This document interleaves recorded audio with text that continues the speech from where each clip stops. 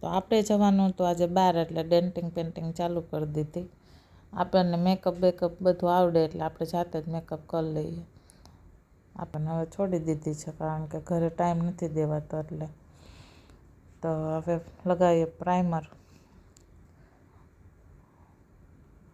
જેને આવડતું હોય ને એ પ્રોપર કરે મેકઅપ, બાકી ફાઉન્ડેશન લગાવી નાખ્યું છે બોલો, કન્સીલર કરીને. અમે તો ભરીને ફાઉન્ડેશન લગાવ્યું, પણ હમણાં મારી સ્કિન એકોર્ડિંગ થઈ જશે, જોજો તમે.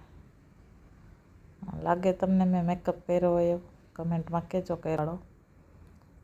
આપણને આઈ શેડો હાથે કરતાં બહુ ફાવતું નથી, પણ તો બી હાથે કરી લઈએ, આપણને આવડે એવો.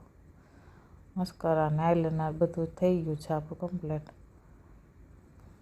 જો હવે આપણી આંખો કેવી લાગે છે અમને કહેજો જરીક.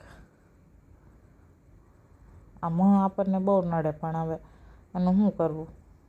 આંખ ઉપર છે તો બીક બી લાગે કે ડૉક્ટર પાસે જાવું કે નહીં જવું. હવે લઈ લીધી લિપસ્ટિક ને ફિક્સર. હવે આપણું મેકઅપ સેટિંગ્સ પે કરી દીધું, એટલે આપણું મેકઅપ આપણી સ્કિન અકોર્ડિંગ સેટ થઈ જશે. હવે લઈ લીધી રેડ કલરની સાડી ને ઘડિયાળ અને મેચિંગ ઇયરિંગ્સ. જો હવે બિંદી કરી લીધી. હવે આપણું ફાઇનલ લુક કેવું લાગે તમને? હવે લઈ લીધો હાર, પણ આપણે પહેરવાનો નથી. આપણે પહેરવાનું બે સાદું નાનું એવું માંદડિયું પહેરવાનું, સોનાનું પહેરી લઈશું આપણે.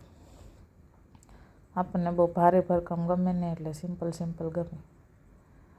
કેવું લાગે છે મારો ફાઇનલ લુક?